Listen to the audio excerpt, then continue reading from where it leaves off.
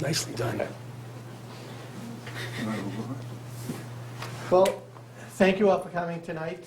On behalf of the Trust Fund Commissioners and Selection Committee, we'd just like to welcome everybody. This is the third time that we've done this little gathering for the recipients, and we're very happy to do this for the recipients because they really deserved it and earned it. It's a good way to kick off their college careers. Tonight we're giving out $47,000 worth of scholarships, so it's fantastic. We had 96 applicants this year. In addition to the funds that we're giving out tonight, we also made a large donation to the Littleton Scholarship Trust of around $42,000, and those are all the awards that you probably heard at graduation the other night. So we're instrumental in that. In addition to that, we gave another $39,000 to the school district for a project that they're doing out of another fund that the Trust Commissioners manage. So in total, it was about $121,000 this year alone going out to the education for Littleton students. So Trust Commission is very proud of that, and I hope the residents are proud of that too. I'd like to introduce the Trust Commissioners. We have the Chairman, Rick Hool, Dave Stevens, and Andrew Samarco is a Trust Commissioner and on the Selection Committee. And the rest of the Selection Committee is Pam Kimball, Larry Wenz, and Joe Gaffney. And with that, I'm going to turn it over to Dave Stevens to talk about the Trust Commissioners. Hi, so my name is Dave Stevens, as Steve said. One of 3 Trust Commissioners, and just to kind of give you a background on what we do, there's funds that are donated to the town, usually with a specific intent or a specific designation. We're responsible for making sure that those monies are, first of all, managed, partnering with an investment money manager, so they're professionally managed in accordance to an investment policy that we as a team maintain.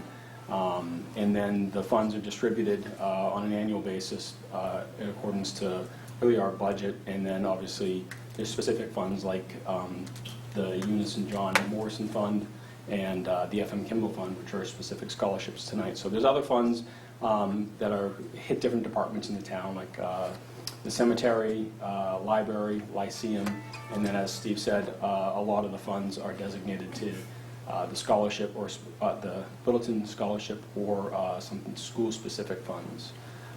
But specifically to the 2 funds that I mentioned, we've partnered with the Selection Committee who go through the application and chose you guys for your awards tonight. In total, the FM Kimball Fund has been in existence for 19 years. We've had 118 recipients, and $143,000 have been handed out in scholarships.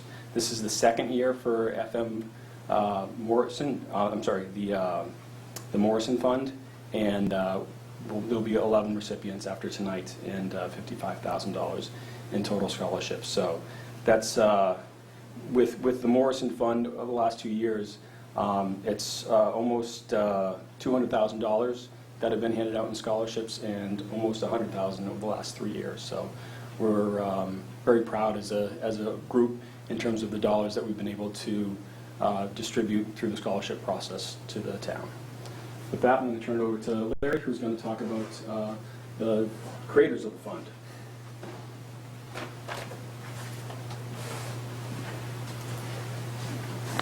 It's a pleasure to be able to speak to everyone about the 3 people who made tonight's event possible through their wisdom and foresight and their own personal experiences. We have Vincent Cooper and John and Eunice Morrison. Of the 3 of them, we know the least about Eunice, other than she was the 2nd wife of John. They lived on the then apple orchard that John purchased when he retired in 1971. Eunice was obviously someone who was married to a person who had a reputation for being something of a hard nose, a demanding person. He was from Stoneham, attended the University of Vermont, found his way around in the construction trades, say he was a hard-nosed, demanding person, and that was evident when World War II came around because he was stationed in D.C. In a naval assignment in the process, I'm sure, with the Seabees. With that experience, when the war was over, he returned to the construction trades, worked his way up the corporate ladder to the point where he was able to retire quite comfortably and pursue his passion for a combination of agriculture and the environment. That led him to Littleton, and that's when he purchased the orchard. The orchard was something that the town now owns. I believe that is from the Conservation Trust Commission. And that occurred through the efforts of Eunice after her husband passed. She wanted to make sure that the orchard stayed operating as an orchard and did everything possible to make that available to the town, first refusal for the town to actually purchase it. And if you drive over there, you can see why. It's a beautiful location. It's nice to go there in the fall to pick or just purchase apples and just be outside. She and John wanted to keep it that way as part of that farming heritage, the tradition that the town of Littleton had for centuries. Vincent Cooper is a character who was a lifelong Littleton resident. The family homestead was on Great Road, born there, lived almost his entire life there. The only exception was the time when the prime of his life when he would be a winter snowbird. As a farmer, he would head down to Florida for almost 2.5 decades and continue plying his passion as a farmer and work on procedures and what we would now call genetic engineering, with trying to come up with a better potato. Vincent attended what is now the University of Massachusetts in Amherst and was able to complete his undergraduate studies through the financial support of his uncle, F.M. Kimball. And in honor of his uncle's foresight, Vincent made the funds available for that scholarship to recognize the spark that the uncle saw in him. The uncle provided the opportunity for Vinny to succeed. And that's something that he wanted to continue. And I'm sure John Morrison, having worked his way up in the business world, recognized the hard work and the effort that it took in order to achieve the merit that he received. And as all of our recipients became aware during our interview process, we had a combination of merit and need that we use for our selection.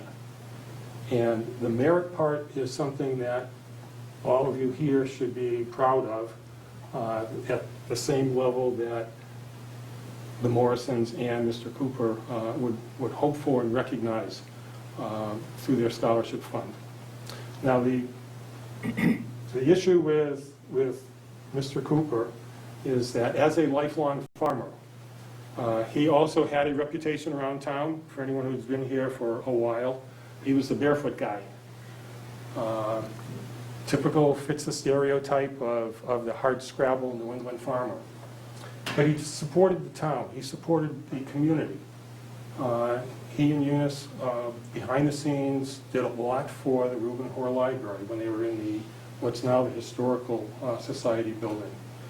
At the time of the 200th anniversary of the library, in order to raise funds, he published a series of pamphlets reflecting upon the good old days, if they were good old days as farmers in Littleton. That stereotyped image of the New England farmer shows in every single page, and I'll just read you something that he wrote at the age of 75. This is dated June 15th, 1991. Vincent and his brother Dean had and went to their father's birthplace in Morrison, New York. And on that journey, they stopped overnight at a motel. Now, think of your typical travel now, like a Motel 6 or whatever. Also, if you were doing a little examination or research on where you might stay, today you could get a little bit of a review off the internet. Well, his comments to the proprietor of the motel will give you some insight as to what he experienced and how he saw things. Dear motel proprietor, we were very comfortable in our luxurious motel accommodation in spite of the cost. There was wall-to-wall carpeting, TV with cables, a neat refrigerator, elegant paintings by Cezanne and Monet, but no fly swatter. Typical of a farmer, direct to the point, few words. If you get a chance, stop in the library and take a look at some of these pamphlets. It's interesting reading. The common thread between the Morrisons and Vinnie Cooper was that they had a love of community. They had a spirit about them that they recognized that they wanted to do something to give back. Vincent also supplied funds to the University of Mass to restore and rebuild the bell tower. If you've been there, then you might recognize and know the structure that I'm talking about. They wanted to do something to give back to the community. They were given opportunities to succeed. And their way to do that is through their scholarship funds. Keep that in mind as you move forward, you go through your life journey, that they provided an opportunity for you to succeed, to do something that you would love to do, and at some point in time, when there's a brain cell light up, regardless of whatever you happen to be doing, whether it's sitting in a lab somewhere, going on an excursion with Doctors with No Borders, or crunching numbers in front of a spreadsheet, whatever it happens to be. When that brain cell lights up, recall where you received the opportunity from, and when you have the opportunity to return the favor, keep that in mind. That's the best way to honor the Morrisons and Vincent Cooper. Thank you.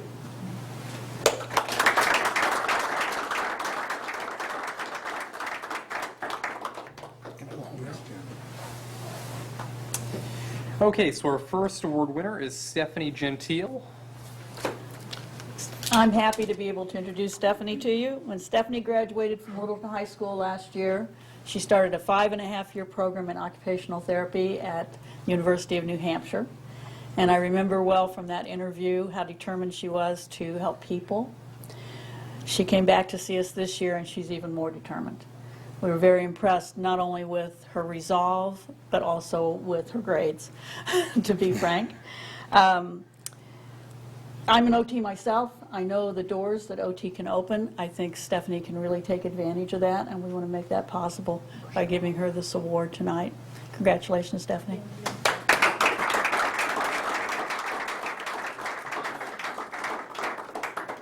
Congratulations. Thank you.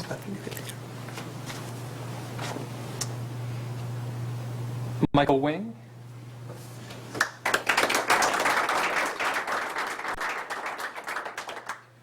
Michael is a recent graduate from the high school.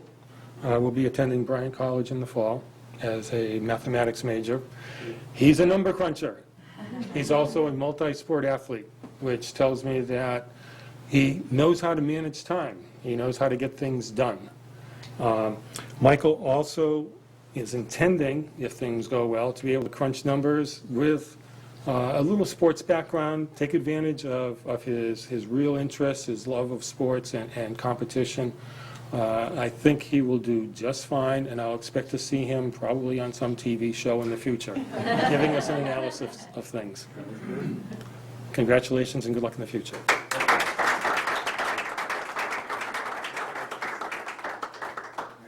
Congratulations. Thank you.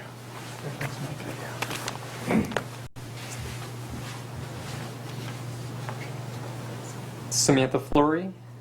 Samantha can't be with us this evening, but I do want to tell you a little bit about her. She will be going to the University of Virginia, and she's going to be focusing on research. University of Virginia is a good choice for that. She's not just a good student with good grades, but she's also involved with tennis, and that's why she can't be with us this evening because of a rescheduled tennis match. She's the head of her team, the captain.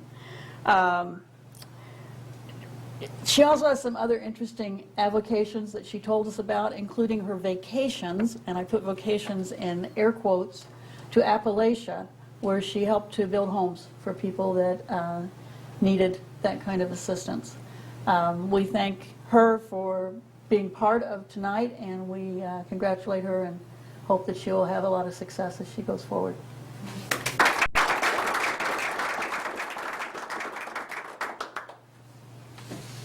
Kendra LaValle. Kendra is not with us tonight either. She's a student at the University of Pittsburgh. And what she is doing is taking a program that runs from when the quarter ended through the summer so that she can then take a 12-month internship. So she's hoping to finish the University of Pittsburgh with a degree in 4.5 years plus this 12-month internship. She's just completing her sophomore year with a major in chem engineering and a minor in bioengineering/chemistry, with the goal to work in medical research, combining the fields of medicine and engineering. She has a strong interest in regenerative medicine and pharmaceuticals. As I mentioned, she starts in August at this 12-month internship with Johnson & Johnson. She's also active in the Society of Women Engineers, an organization that aims to inspire and empower women in science, technology, engineering, and math. We hear it referred to as STEM.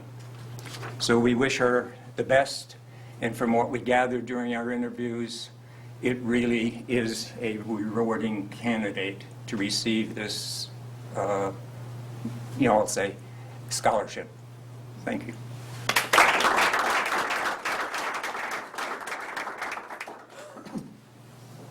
Isabella Goddard. Well, here's 2 for 2. Isabella's not with us either. And she just graduated January the 5th from Littleton High with strong academic performance.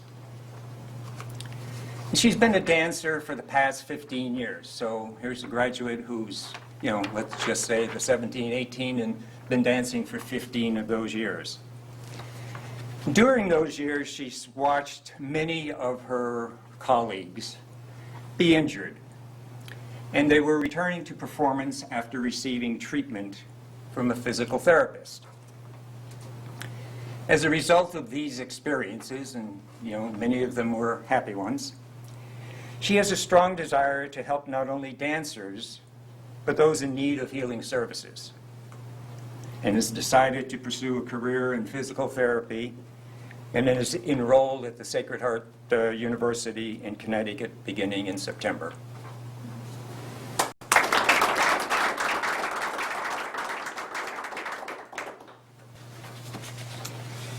Rachel Marshall. I'm switching fonts here, so I'm putting my glasses on. Rachel Marshall is probably one of our students, although she can't be with us here tonight, who really embodies what Vincent Cooper meant when he talked about giving back to the environment and giving back to the world. Rachel will be entering her senior year at the University of Rhode Island, and she's getting a degree in fisheries science with a minor in marine biology. Some of her extracurricular activities involve theater. She's a strong student, always on the dean's list. And when she gets her degree, she hopes to help resolve some issues in commercial fishery. And in particular, she was telling us about her interest in reducing the amount of bycatch, the species and fish that are caught while fishermen are fishing for other species. and these are essentially what's sometimes called trash fish. So she really wants to try to help the environment in that fashion. We see Rachel as a very strong indication of how successful a student can be, and we want to continue that success as she goes into her senior year.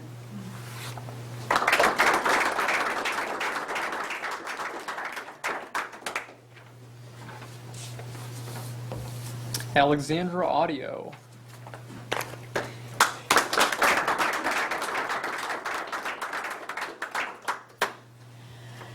Alexandra has just graduated from Littleton High School. She'll be going to UMass Amherst in the fall and be following either biology or neuroscience. You can see a theme here. We have a strong vision of supporting women who want to be involved in the STEM areas. She's interested in psychology, sports medicine, injury prevention. She's gotten a number of awards, obviously, for academic reasons. And outside of her academic work, she puts some of that interest in the physical world into soccer, and is also involved in community service through her church. Congratulations, Alexandra.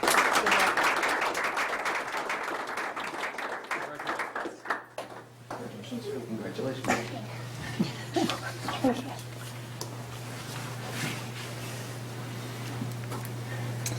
Gregory Tumeth.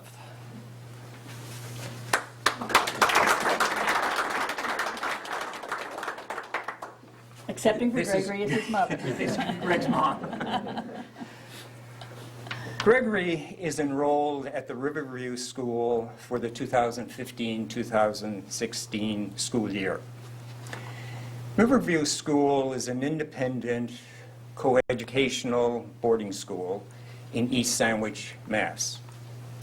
And it provides a caring community for adolescents and young adults. The school is committed to developing students' competence and confidence in academic, social, and independent living skills. Greg is an Eagle Scout, an enthusiastic genealogy researcher, an excellent cook, and looks forward to a position in the culinary arts.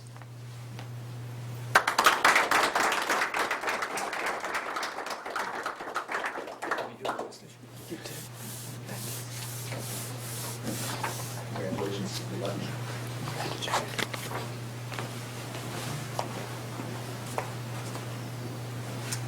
Devin Webster.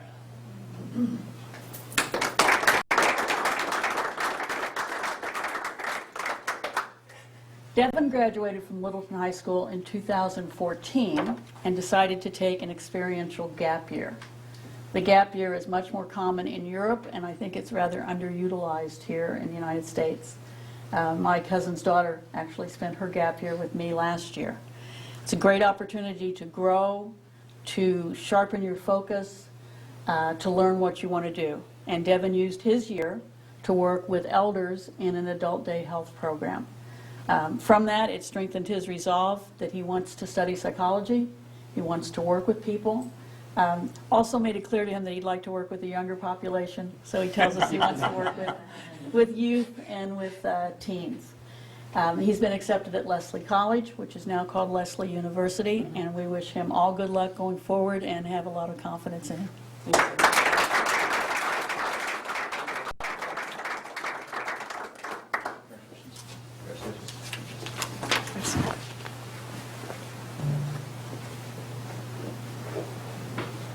Josh Whitcomb.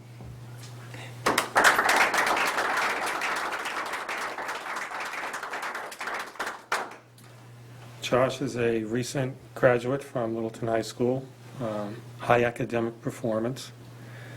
Will be attending Holy Cross in the fall. Long-term goal is medicine. A very people-oriented person. While looking into the field of medicine, has made that decision that working with people, practicing medicine is much more desirable than sitting in a lab and doing whatever those people do. That desire to work with people became evident while he was at the high school. going through all of the steps required to start up the tutoring program, student-led, learn to deal with the authorities, learn to deal with how to structure something and make it work. I can see him succeeding in whatever he does. A multi-sport athlete who, again, knows what it's like to compete, knows what it's like to go out there and face the uncertain world and tackle it head on. Good luck.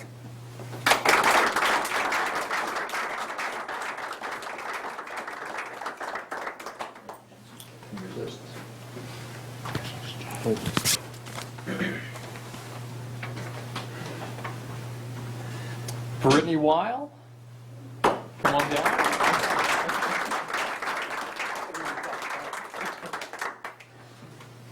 Brittany is a nursing major at the University of New Hampshire, following in our interest in the health services and health sciences.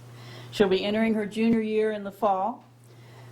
She's a strong, dedicated student, high grade point average, being placed on the dean's list, even though she's taking some very tough courses.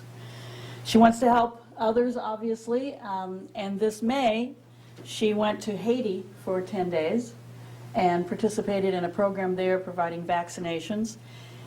And I probably don't need to tell you, under very difficult conditions and hardly what we were used to what we are all used to here and what we would see in some kind of a rotation through one of the big hospitals in the Boston area. Thank you for applying and giving us the opportunity to help you out. Good luck. Thank you so much.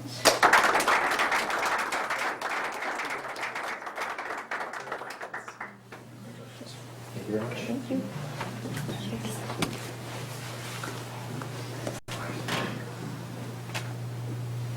Braden McKee.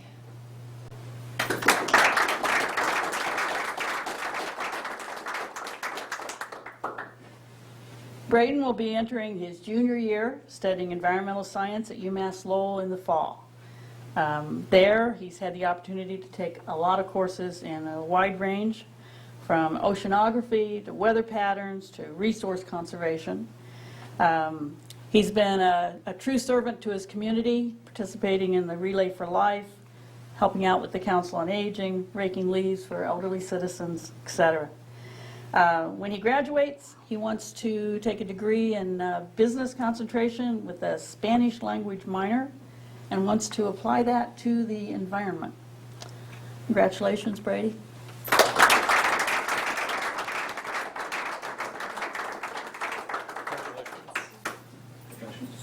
Congratulations. Thank you, Patrick. Okay, and our last recipient, Andrew Minier.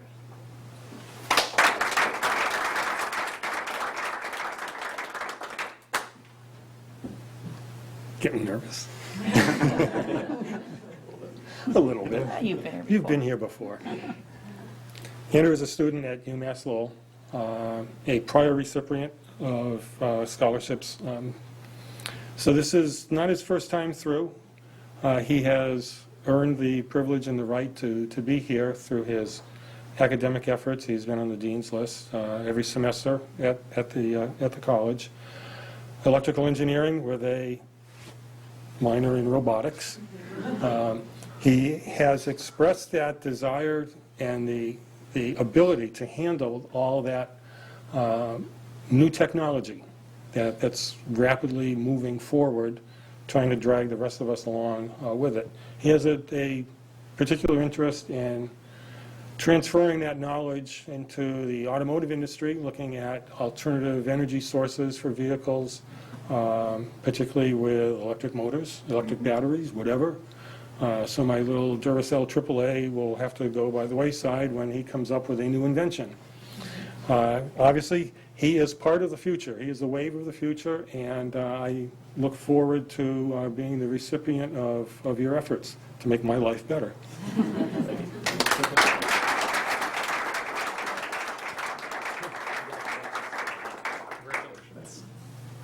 Congratulations. Thank you. And if I could just add one more comment, I'd like to put this in context for everyone. We had 96 applicants, and this is truly what we feel was the cream of that crop. And we have a lot of confidence that we have selected those that we know will be successful and will do us proud.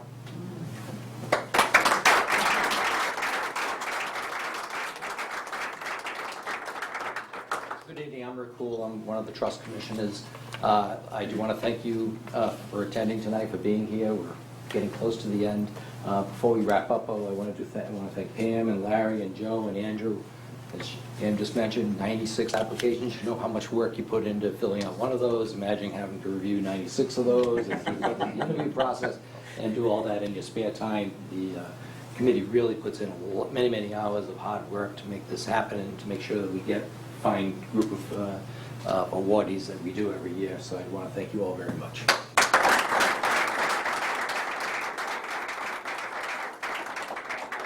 Thank Steve Venuti, our town treasurer. I've been a trust commissioner for 17 or 18 years. I've been through a few treasurers, and Steve really has brought a level of professionalism to the town treasurer role. And I don't, as a citizen of the town, you probably don't really know what goes on there, but trust me, it helps the taxpayers of this town to have a strong treasurer, and Tom is doing a great job.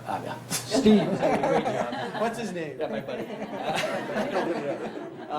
And also, with regard to this process, Steve really does, in the office, support the operations that back up the committee in terms of getting all the applications together and getting all that information distributed.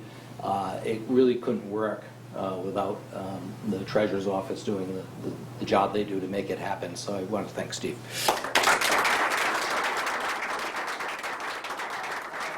Last order of business before you can all go home is we'd like to take a group photo with the scholarship recipients. So if you could come forward and join the committee and the trust commissioners, and we'll try to get some publicity out of this. Tall ones in the back.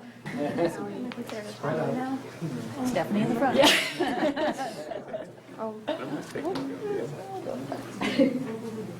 So who's going to kneel on the floor with the medal? You get to the front, and I'll get it. Larry goes in the back. Larry goes in the Always back. going to do it. All three. Always going to do that.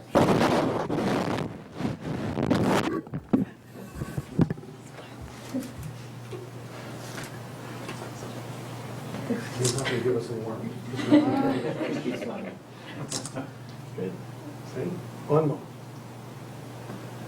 Beautiful. Thank you.